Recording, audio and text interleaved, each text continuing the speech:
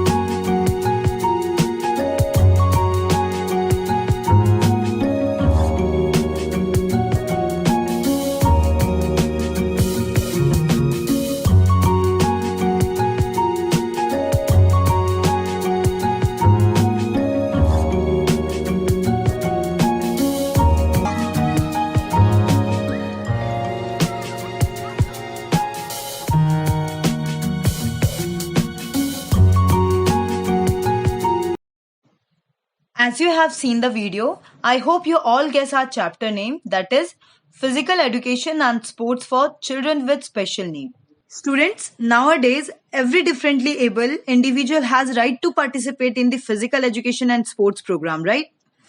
And children, they cannot play like us, or we can say they cannot play like others. That's why we modify such games according to their needs with certain disability, okay? And as we know that nowadays sports for differently able are organized officially also, like Special Olympic Games, Deaf Olympic Games, Paralympic Games, right? Students, sometimes special needs children are not encouraged to participate in any game or exercise because maybe their parents have fear that they will get hurt or they will get injured, right? But they should understand that physical activity is as important for special needs children as it for other child. Okay, so we can say through physical activity they can boost their self confidence and improve overall fitness. So I must say we all should participate in exercise and physical education and sports, right? So today we are going to discuss about two topics, that is types of disorder, their causes and nature, and the second point is disability etiquettes. So children, before proceeding towards the topic, first I will tell you the meaning of disorder. See, I have written here a few lines. A disorder is a blip in the usual functioning of a person. It disturbs the mental or physical health of a person. So, children, disorder is usually used for the mental disability, okay? And it create hindrance in individual performance. Or in simple word, we can say disorder disturbs the normal functioning of an individual, okay? See, in the beginning, disorder seems the ordinary, but they usually grow in harmful manner in children, right? They may feel these symptoms like fear, panic, stress, anxiety, okay? Now, types of disorder. There are mainly 5 disorders I have written here. First one is attention deficit hyperactive disorder. In short, we can say ADHD, okay? Second one is sensory processing disorder, that is also called SPD. Third one is autism spectrum disorder. Fourth one is oppositional defiant disorder. This is also known as ODD. And the last one is obsessive compulsive disorder, which can be denoted as OCD, okay? So we will go through one by one.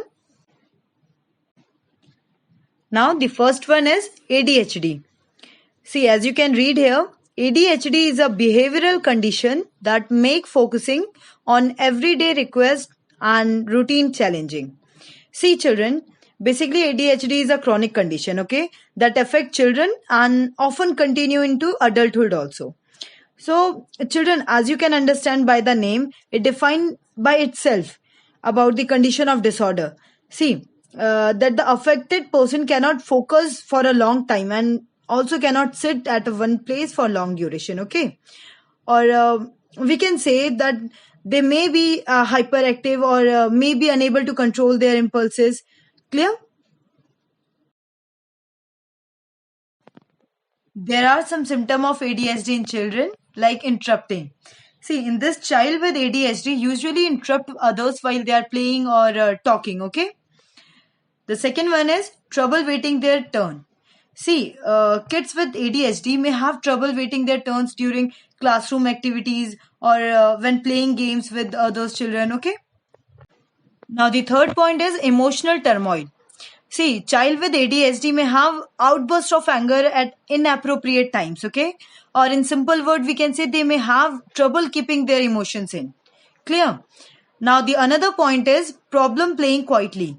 See, as I already told you, the child with ADHD gets hyperactive sometime, through which they cannot play quietly or we can say engage calmly in any activities. Clear? Now, the last point is unfinished task. See, children, they may have show interest lot of in different things, but they may have problem finish it them, okay? Now, the causes of ADHD. See, children, there are many causes of ADHD, but I have listed down few here.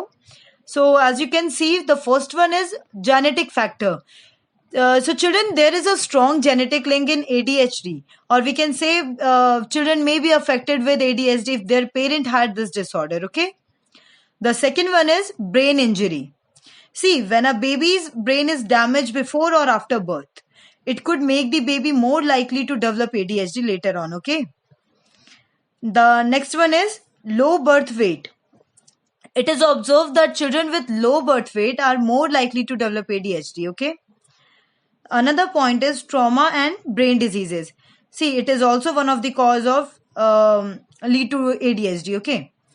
Now, the last point is lack of discipline in the family. See, if there is no discipline in family, or we can say lack of harmony in family and hostile relationship between parents and children, so there are maybe there are chances to develop ADHD, okay? Okay, now the second disorder is sensory processing disorder. See, as you can see here, it is a neurological condition that exists when sensory signal don't get organized into appropriate responses. Okay. So children, SPD is a condition in which the brain has difficulty in receiving and responding the information that come through the senses. Okay. This disorder may affect a sense or multiple senses such as touch, sight, taste. I hope you all know very well about these senses. So, children, if a person suffering from this disorder, they may scream when someone touched him, okay? Or they may vomit after hearing the sound of leaf blur. And sometimes they may fail to give responses to extreme heat or cold also, okay? Now, there are some causes of sensory processing disorder I have listed here. Like, first one is genetic cause. See, children, studies say that children born to adult who have ASD, means autism spectrum disorder. I will explain you about this disorder in next slide, okay? So, if their parent have ASD, then there is chances for developing SPD to the child also, okay? Now, the second point is low birth weight. See, children with low birth weight are also more likely to develop SPD. Clear? Now, the another point is environmental factor and physical causes. These are also a reason to develop SPD in children. Okay. Now, the another disorder name is autism spectrum disorder. It is also a neurological and developmental disorder, okay? And see, children's spectrum means range of symptom, or we can say severity, okay? So, a child with ASD have difficulty with communication, language, and social skills and behavioral, okay? So, we can say children with ASD may repeat same activity over and over again, okay? Like touching the same object repeatedly. There may have some symptoms like they usually avoid eye contact and prefer to be alone. They repeat words and action, right? And they are very sensitive to taste, smell, sound. Okay. Now, the causes of autism spectrum disorder. So, see, genetic factor is maybe one of the reason to develop ASD. And next one is environmental factor. See children, if mother exposed to high level of pesticides and air pollution, it may be higher risk of having a child with ASD, okay? And the last one is brain development. Children, as we all know, that the brain of children with ASD develop differently in growing different children, right? And some children brain grows at faster rate during the first 3 years of childhood, okay? So such children have more cells they required, and if the connection between the cells are not proper, then it may be one of the causes of ASD, okay? Now the next disorder is oppositional defiant disorder. This is also known as ODD, okay? So, children, this is also a kind of behavioral disorder. This can be found children as well as in adolescent also, okay? And according to the physician, this disorder has a pattern of disobedient and hostile. Clear? So, children, if the person affected by this disorder usually behave like rebel, and maximum time they argue with their adults and they refuse to obey them, okay? And we can say child with ODD suffer a lot because of their nature. They don't have good bonding with their parents and friends, right? And they try to blame others for their mistake, okay? And sometimes they have a revengeful attitude also. And just because of low self-esteem, they have difficulty in making friends also, okay? Now the causes of ODD.